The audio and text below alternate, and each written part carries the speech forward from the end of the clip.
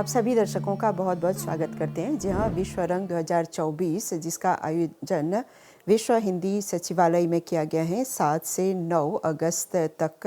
तो इसमें भाग लेने के लिए कई देशों के प्रतिनिधि मॉरिशस आए हुए हैं और इस दौरान हमें मौका मिला कई लोगों के साथ साक्षात्कार करने का। श्री राम तिवारी जी, आपका बहुत बहुत स्वागत करते हैं इस विशेष भेंट वार्ता प्रोग्राम में। जैसे हम लोग आप लोगों से मुलाकात करे हैं यहाँ मॉरिशस की धरती पर, आप लोग विशेष रूप से आए हैं विश्व रंग 2024 के संदर्भ में। तो आप बहरीन से हैं जी हाँ, तो बहरीन में हिंदी की क्या स्थिति है? जी, बहरीन में हिंदी की स्थिति बहुत अच्छी है और उससे पहले सर्वप्रथम मैं मॉरिशस को प्रणाम करता हूँ। मैं बनारस का रहने वाला हूँ, उत्तर प्रदेश इंडिया से बहरीन में पिछले 15 साल से करीब रह रहा हूँ और हिंदी बहुत अच्छी स्थिति में है। इसके कई कारण हैं। पहले अगर बहरीन की बात करें तो 1971 में इसको आज़ादी मिली। उससे पहले अंग्रेज़ों का राज था। उस समय भारत के ही लोग वहाँ पे रहते थे, पुलिस का भी काम करते थे और जो करेंसी चला करती थी वहाँ पे, नोट वगैरह, वो हिंदी सब था। तो और ये भी हुआ कि वहाँ पे जो कामगर थे, जो काम करने जाते थे, वो ज़्यादातर अभी भी अगर देखा जाए तो मज़दूर जितने भी हैं सब उस समय भी बहरीन को बनाने में उनका बहुत बड़ा हाथ है, वो सब हिंदी भाषी थे। तो हिंदी को अगर देखा जाए तो बहरीन में रची बसी भाषा है और कई आयाम हैं उनके और कई जगहों पे बहुत प्रोत्साहन के काम किए जा रहे हैं हिंदी के लिए, चाहे वो एम्बेसी की तरफ से हो, चाहे कई संघ हो, वहाँ पे बिहार संघ है, उत्तर प्रदेश संघ है, राजस्थानी संघ है और सभी राज्यों के अपने संघ हैं। तो हिंदी और दूसरी बात है कि कोई भी भाषा अगर जाए तो उसके साथ उसकी संस्कृति जाती है और भाषा और संस्कृति को हम अलग नहीं कर सकते हैं। तो संस्कृति के रूप में देखा जाए तो बहरीन में बढ़ चढ़ के होली, दिवाली, छठ पूजा जो बिहार का मुख्य पूजा है, ये सब आयोजन किया जाता है। तो हिंदी की स्थिति बहुत अच्छी है। तो आप अपने बारे में थोड़ा बताएं, वहाँ बहरीन में आप किस क्षेत्र के साथ जुड़े हुए हैं? जी, मैं अगर अपने बारे में बताऊं तो मैं बहरीन में टेलीकॉम कंपनी में बहरीन और सऊदी अरेबिया हेड हूँ और मैं 2010 में बहरीन सरकार में मुझे टेलीकॉम कंपनी में मैं काम करने गया था और प्रोडक्ट हेड था मैं। और एक बात और यहाँ बताना चाहता हूँ कि जब मैं 2010 में गया था, मैं बहरीन उतरा तो सबसे पहले जो अनाउंसमेंट सुना मैं एयरपोर्ट में कि बहरीन में आपका स्वागत है, मुझे वहीं बहुत अच्छा लगा। हिंदी में कोई बोल रहा है, बाहर निकला टैक्सी वाले ने हिंदी में बात की। टेलीकॉम कंपनीज़ में मैं देखूं तो हिंदी में उस समय वार्तालाप नहीं होते थे। IVR जो हम बोलते हैं जब हम कॉल करते हैं, डायल 1 फॉर दिस, तो वो सब इंग्लिश और अरबिक में थे। मेरे बहुत प्रयास से हिंदी को लाया गया वहाँ पे। तो अब लगभग सभी टेलीकॉम कंपनी हो और सरकारी दफ्तर हो, उन सब में हिंदी के विकल्प मिलते हैं। आप हिंदी में बात कर सकते हैं। अगर आप ट्रैफिक में जाते हैं रोड पे तो वहाँ भी हिंदी में बात कर सकते हैं। और मेरा जहाँ तक सवाल है, मैं काम ज़रूर अंग्रेज़ी में करता हूँ, मैं दिल और मन के काम हिंदी और भोजपुरी में करता हूँ। तो भोजपुरी बहुत दिल से बात करता हूँ, घर में हम भोजपुरी में बात करते हैं। हिंदी में मैं लिखता हूँ, उर्दू में भी लिखता हूँ, भोजपुरी में भी लिखता हूँ, गाना लिखता हूँ, गीत लिखता हूँ और बहुत जल्दी एक पुस्तक लाने का प्रयास है हिंदी और भोजपुरी दोनों में। और ख़ासकर भोजपुरी में मैं एक डिक्शनरी के रूप में लाना चाहता हूँ, क्योंकि भोजपुरी शब्द बहुत ऐसे शब्द हैं जो आपके हमारे पूर्वज बोला करते थे और आज आप और हम नहीं जानते हैं। जैसे अगर हम नून रोटी बोले, लोगों को नहीं मालूम है नमक रोटी कहते हैं। घाम बोले धूप को बोलते हैं, भोर बिहान सुबह को बोलते हैं। ये सब अब के जो जनरेशन है, युवा है, वो इन शब्दों को नहीं जानते हैं। मैं उसको लाने का प्रयास कर रहा हूँ। चूँकि मैं तकनीक से जुड़ा हूँ तो मैं डिजिटल प्लेटफॉर्म लाना चाहता हूँ। हिंदी के तो बहुत हो चुके हैं, भोजपुरी के डिजिटल प्लेटफॉर्म बहुत कम है। मैं कुछ ऐसा करना चाहता हूँ AI बेस्ड डिजिटल, जहाँ पे भोजपुरी भाषी लोग जुड़ सकें, उनको उनसे अगर जुड़ी हुई साहित्य मिल जाए और सांस्कृतिक कोई कार्यक्रम भोजपुरी से रिलेटेड हो, शब्दों का हो, ये मेरा लाने का प्रयास है। तो जैसे आपने कहा कि आप बनारस से हैं और अभी बहरीन में आप कार्यरत हैं, तो भोजपुरी के साथ आपका बहुत भारी लगाव है, भोजपुरी भी बोल लेते हैं। जी। तो एक दो सवाल मेरा भोजपुरी में रहेगा आपके जी, साथ। मैं बहुत खुश होऊंगा बोलने हाँ, के लिए। हाँ। तो भोजपुरी में जैसे आप बोलत हवा कि कुछ आप करे खोजत हवा, डिजिटल स्टेज लिया पर बदे, कुछ आने हाँ, खोजत लिया हवा। बदे। हाँ, अभी लेक कौन सी तैयार कर ली हवा? अगर हम बात करें तो हम सोचे एक आजकल बहुत ज़्यादा पॉडकास्ट चलत बा यूट्यूब में, जहाँ लोग सुने ने कुछ लोग बोले ना आधा एक घंटा का चर्चा होला। काहे कि अगर आज आप जाइए यूट्यूब पे, तो आप देखब कि यूट्यूब पे अगर आप जैसे भोजपुरी डालब तो खाली भोजपुरी गीत ही हैं और वही नाच गाना यही सब दिखेला।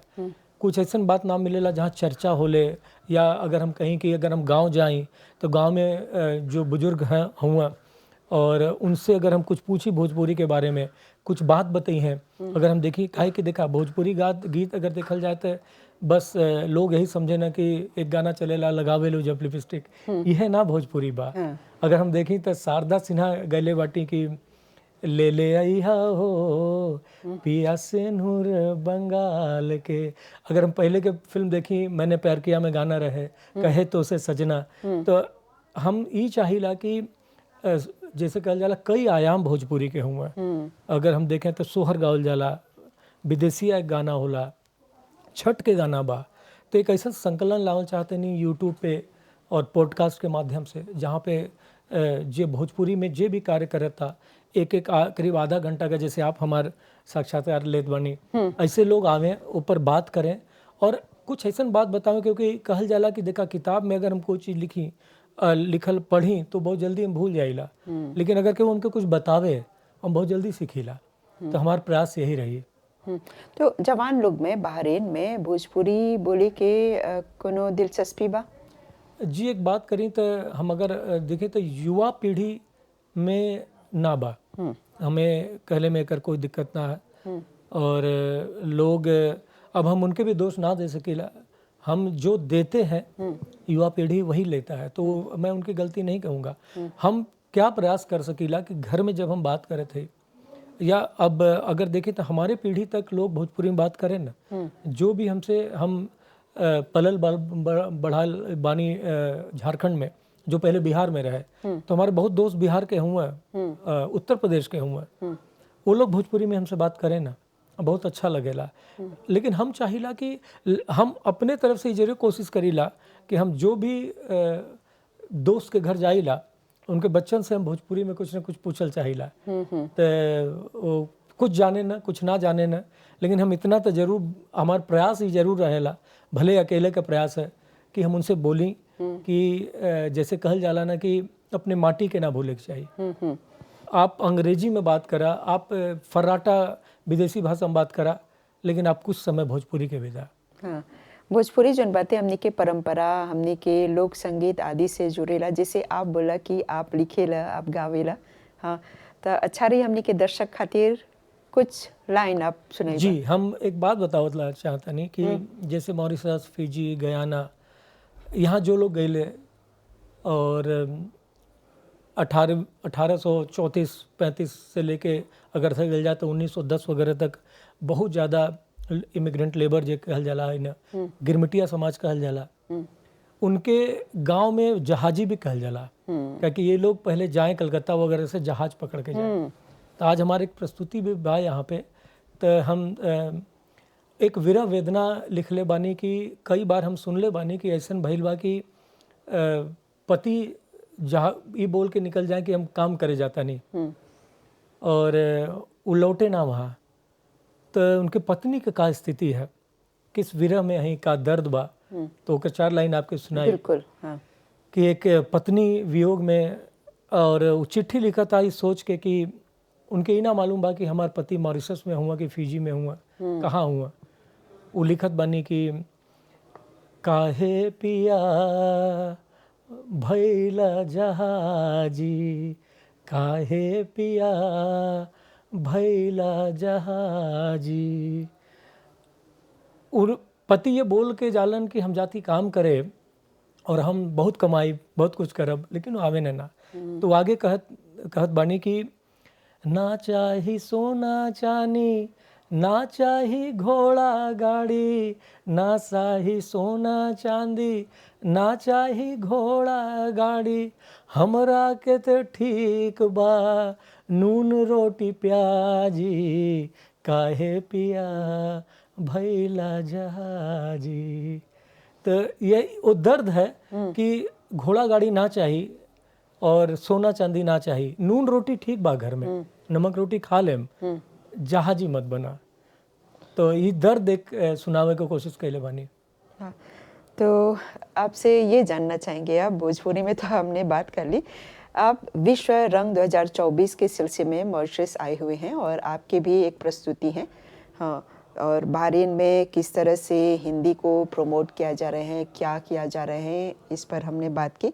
तो आपको यहाँ आकर कैसा लगा और क्या उम्मीदें रख रहे हैं इस विश्व रंग से? जी, सबसे पहले तो मुझे मॉरिशस आके ही बहुत अच्छा लगा।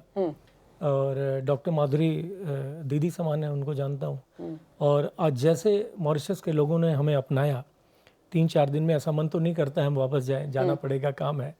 और जब यहाँ पे हमने देखा कि यहाँ ये एक महाकुंभ हमारे यहाँ कहते हैं, ये एक महोत्सव है, महाकुंभ है। जगह जगह से लोग आए हुए हैं, भारत से भी हैं, विभिन्न देशों से आए हुए हैं। उनके पास बहुत कुछ हमारे साथ साझा करने को है। नई नई विधाएं सीखने को मिल रही हैं, नयाम सीख रहे हैं, लेखक हैं और कवि भी हैं। तो आदान प्रदान जो हो रहा है ज्ञान का, यही हम लेके जाएंगे और हम ये कोशिश करेंगे कि हम जहाँ भी रहें हिंदी के लिए परचम लहराएं। तो राम तिवारी जी, आपके साथ बात करके बहुत अच्छा लगा। आपको बहुत बहुत धन्यवाद देते हैं। बहुत बहुत धन्यवाद, प्रणाम। प्रणाम। डॉक्टर वीर बहादुर जी, आपका बहुत बहुत स्वागत करते हैं साक्षात्कार प्रोग्राम में। धन्यवाद। हाँ, आप नेपाल से हैं? जी, मैं नेपाल से हूँ। हाँ, और आप विश्व रंग 2024 में भाग लेने के लिए उपस्थित हुए हैं। जी। तो आप हमें थोड़ा सा अपने बारे में बताएं कि नेपाल में आप किस क्षेत्र के साथ जुड़े हुए हैं? मैं नेपाल में भाषा आंदोलन के साथ जुड़ा हुआ हूँ। नेपाल में पहले राजतंत्रात्मक व्यवस्था थी, इसके बाद जब गणतंत्र व्यवस्था की स्थापना हुई तो तमाम मातृभाषी लोग अपना हक अधिकार और भाषा के संरक्षण, संवर्धन और प्रवर्धन के क्षेत्र में आगाड़ी बढ़े। उसी तहत हम लोग मातृभाषा मगही, जैसे मेरा मातृभाषा जो है सो मगही है, तो उसको लेकर हम लोग आगाड़ी बढ़े और सरकारी स्तर पर वहाँ गोरखापत्र पत्रिकाएं हैं नेपाल सरकार की, जो 42 भाषा में प्रकाशित होती है। तो उसमें एक मगही भी है जिसको मैं कोऑर्डिनेटर के रूप में, पृष्ठ संयोजक के रूप में मैं काम करता हूँ। यानी मीडिया के साथ आप जुड़े हैं? हाँ जी, गोरखापत्र जो नेपाल सरकार की पत्रिकाएं हैं। और हम लोग इसके साथ साथ भाषा के ही संदर्भ में कि नेपाल में हिंदी भाषा जो है सो सब समझते हैं, तो इसको संपर्क भाषा के रूप में, कुछ मातृभाषी लोग भी हैं लेकिन संपर्क भाषा के रूप में हिंदी को सरकारी दर्जा मिले, इसके लिए भी हम लोग संघर्षरत हैं वहाँ। नेपाल में जो है बहुत ज़्यादा हिंदी बोली जाती है। जी, एकदम बहुत। इससे पहले तो बहुत सारे संख्या में लोग बोलते भी थे। यहाँ तक कि 50 वर्ष पहले वहाँ अध्ययन अध्यापन का काम भी हिंदी में ही हुआ करता था।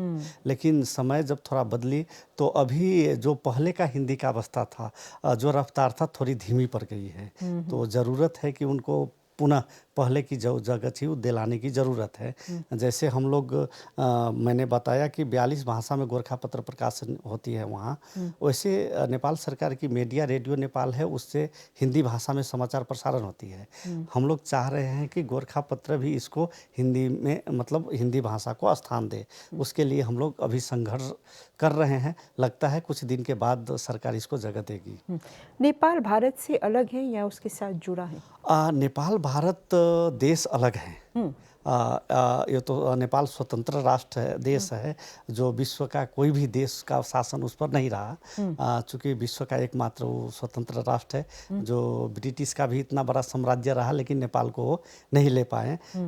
लेकिन हमारा जो सांस्कृतिक विरासत है वो भारत से बहुत करीब है। लगभग हम ये कह सकते हैं कि हमारा जो सांस्कृतिक संबंध है, राजनीतिक सीमाना भले ही अलग हो, लेकिन सांस्कृतिक संबंध हमारा वही है, एकदम हम लोग समान कह सकते हैं। इतना सांस्कृतिक गहराई है हम लोगों को, और इतना हम लोग करीब है कि जैसे हम लोग सांस्कृतिक हिसाब से वहाँ नेपाल और भारत के साथ बेटी रोटी का संबंध है। धार्मिक हिसाब से अगर देखते हैं तो भारत में 4 धाम बोलते हैं, तो नेपाल में एक मुक्तिनाथ है जिसको 5वां धाम बोला जाता है।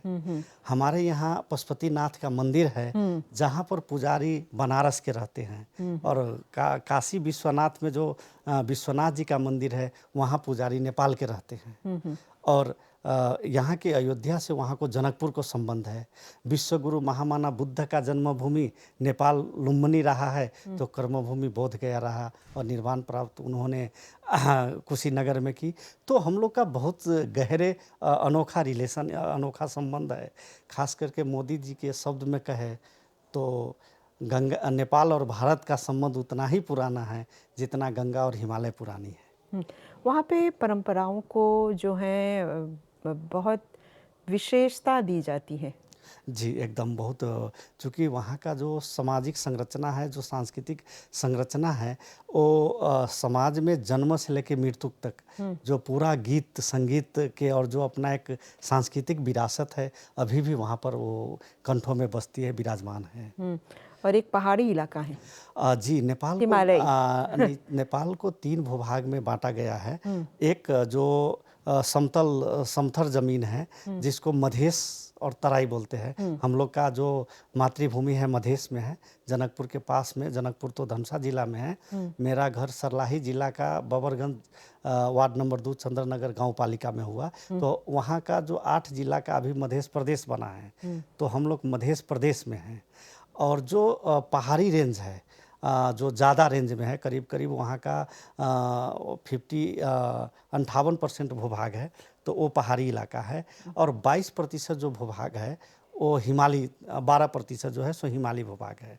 तो 3 जो जियोग्राफिकल है, 3 श्रेणी में नेपाल का विभाजन हुआ है। वहाँ भाषाएं क्या क्या हैं? वहाँ पर अभी जो नेपाल सरकार के द्वारा गठित भाषा आयोग है, उनके रिपोर्ट के आधार पर वहाँ अभी 132 भाषा बोली जाती है। तो नेपाल छोटा देश है भौगोलिक हिसाब से, लेकिन विश्व का वो भी एक अनोखा देश है जहाँ सिर्फ आपको समुद्र और ये सम जो मरुभूमि है वो नहीं दिखाई पड़ेगी, नहीं तो विश्व का हर किस्म का जलवायु वहाँ पर मौजूद है। विश्व का सर्वोच्च शिखर सगरमाथा वहाँ विराजमान है। तो वहाँ बहुत सारे चेंजेज मिलेंगे। 4-5 कोस पर जैसे भाषा का जो स्वभाव है बदलते हैं, उसी तरह वहाँ मौसम भी बदलते हैं। यहाँ जाइएगा तो थोड़ा पानी पड़ रहा है, तो कुछ देर आगे वहाँ ठंड महसूस होगी, कुछ देर के बाद आपको बहुत ज़्यादा गर्मी की महसूस होगी। तो बहुत खूबसूरत जगह है। जी हाँ, तो वहाँ पे जैसे हिंदी को लेकर क्या किस तरह का रुझान है लोगों में? देखिए, मैं जैसे बताया कि नेपाल और भारत का सांस्कृतिक और भाषिक संबंध बहुत गहरा है। तो संपर्क भाषा के रूप में तो नेपाल में सब हिंदी समझते हैं, सब हिंदी बोलते हैं, हिंदी में लिखते हैं। पहले तो राजकाज और अध्यापन का माध्यम भी हिंदी था, ऐसा था।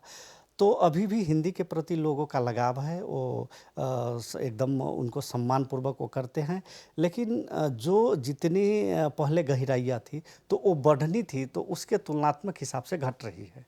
तो अभी ज़रूरी है कि उस गरिमा को हम लोग प्राप्त करें, जैसे कि वहाँ जो सरकार के माध्यम से है, वह हिंदी संघ संस्थाओं हैं, वह भारत सरकार नेपाल में जो भारतीय दूतावास है, वो लोग थोड़ा इस पक्ष में अगर ध्यान दे तो पुनः जो हिंदी है तो अपने जो गरिमा था उसको प्राप्त कर सकते हैं। जैसा कि वहाँ त्रिभुवन विश्वविद्यालय में हिंदी का स्नातकोत्तर विभाग है, वहाँ हिंदी अध्ययन अध्यापन होते हैं। लेकिन ज़मीनी जो धरातल है, जैसे प्राइमरी लेवल से सेकेंडरी लेवल पर, वो नहीं हो पा रही है। तो ऐसे को बढ़ावा देना चाहिए। और वहाँ 3-4 ठो तो पत्रिकाएं रेगुलर प्रकाशित होती है, उनके संख्या में और जो उसका जो निरंतर है उसमें थोड़ा जारी रखना होगा। तो मुझे लगता है कि और वो आगे बढ़ सकता है। और सवाल मेरा ये है, जैसे विश्व हिंदी सचिवालय द्वारा विश्व रंग 2024 का आयोजन किया गया मॉरिशस में, और उसमें भाग लेने का अवसर आपको प्राप्त हुआ। हाँ, तो क्या निष्कर्ष निकालेंगे आप? बहुत हर्ष की बात है कि इतने बड़े ऐतिहासिक सम्मेलन में मुझे यहाँ आने का मौका प्राप्त हुआ।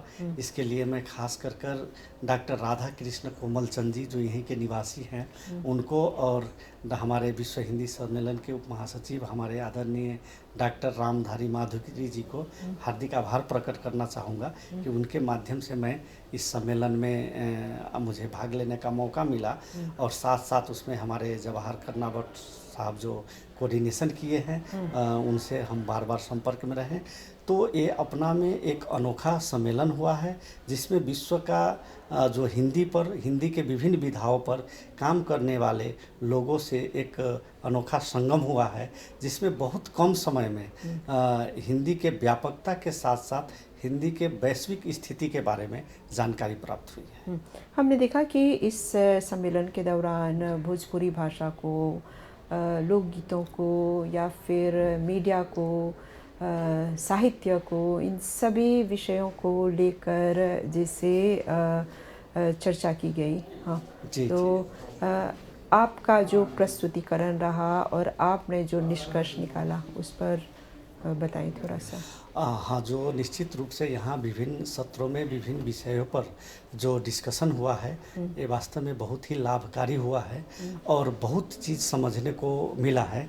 और ये चीज़ समझकर अगर अपने अपने जगह से लोग इस चीज़ को अगर कार्यान्वयन करेंगे, तो निश्चित रूप में जो इसका प्रचार प्रसार से लेकर इसका जो वृद्धि विकास है, वो निश्चित रूप से बहुत तेज़ी गति से आगे बढ़ेंगे। जैसे कि यहाँ बहुत सारे मुद्दा पर जो बात हुई, तो एक अहम सवाल ये आया कि जो हमारे भावी पुस्ता के लोग हैं, यदि उसको हम अपना चीज़ हस्तांतरण नहीं कर पाते हैं, तो वो चीज़ का ज़्यादा खतरा होता है। तो हम लोग को भावी जो पीढ़ियाँ हैं, उसके संदर्भ में भी बहुत व्यापक चर्चा हुई कि कैसे उनको इनसे अवगत कराया जाए। साथ साथ जो हमारा विरासत रहा है, जो हमारा ऐतिहासिक पृष्ठभूमि रहा है, सांस्कृतिक जो धरातल रहा है, और जो इनमें जो लोक गाथाओं है, लोकगीत है, लोक कथा है, जो लोक कंठ में विराजमान है, जो जीता जागता उदाहरण है, वैसे चीज़ को हम लोग अगर बढ़ावा देते हैं, तो हमारे जो ये हिंदी का जो ये सारा का सारा चीज़ बरकरार है, वो उसमें नई पीढ़ी को जानने के लिए इसके माध्यम से ज़्यादा प्रभावकारी होगा। इस किस्म का निष्कर्ष भी मैंने यहाँ अपने सत्र में पाया। और मॉरिशस की ये आपकी पहली यात्रा है? जी, मेरी मॉरिशस की पहली यात्रा। हाँ, तो यहाँ पे जो हिंदी है, जो संस्कृति है, आपने यहाँ पर और किन किन बातों को ध्यान में रखा? मैं तो यहाँ आने के बाद, इतना दूर से आने के बाद भी, जो यहाँ का संस्कृति ऐसा है, तो ये आभास नहीं हो रहा है कि मैं बाहर हूँ। क्योंकि जो हमारे संस्कृति है, यहाँ बहुत बचाकर आप लोग रखे हैं, अपना संस्कृति को संजो कर रखे हैं, और ये बहुत चारों तरफ महासागर से घिरा हुआ बहुत खूबसूरत जगह है। इनकी अनुपम सौंदर्यता है हर चीज़ में। यहाँ का जो प्राकृतिक सौंदर्यता है, और लोग भी बहुत मृदुभाषी है, बहुत सहयोगी हैं। हम लोग के ही संस्कृति से पूरा जुड़ाव होने के वजह से पता नहीं चल पाया कि वास्तव में विदेश की भूमि में है। और इससे पहले मैं ये सोच भी नहीं सकता था कि उन टेरिटोरी से बाहर रहकर भी कहीं सुदूर देश अफ्रीका जैसे महादेश में इतने अच्छा से हम लोग का संस्कृति जो विकास कर रही है, और यहाँ इतनी खूबसूरत जगह है। ऐसे बहुत विश्व हिंदी सम्मेलन के परिषद में इतना बड़ा अनोखा आयोजन हुआ है, जिसमें बहुत सारे विषयों पर चर्चा, तो खूबसूरत जगह के साथ साथ खूबसूरत बात पर भी यहाँ बहुत सारे विषयों पर छलफल हुई है। मैं इसको यहाँ ऐसा पाया। कोई ये संदेश आप देना चाहेंगे? सबसे पहले तो आप लोग का बहुत आभार है, जो ऐसे जगह पे आप लोग ऐतिहासिक सम्मेलन करवाए, और इस सम्मेलन के माध्यम से देश और दुनिया को संदेश दिए, और हिंदी के साथ साथ जितना भी मातृभाषाएं हैं, उनको भी जोड़े रखने का और समृद्ध बनाने का बहुत बहुत चीज़ पर यहाँ चर्चा हुआ है। तो इसमें जितना भी चर्चा परिचर्चाएँ हुए हैं तो लोग अपना जीवन के माध्यम से, सिर्फ ये वार्ता के ही हिसाब से न हो कि अपना जनजीवन में इसको अगर अपनाएं तो इस सम्मेलन का पूर्ण सार्थकता होगा, ऐसा हमको लगता है। हाँ, तो आपके साथ बात करके बहुत बहुत अच्छा लगा। आपको बहुत बहुत शुभकामनाएं देते हैं। धन्यवाद, आभार।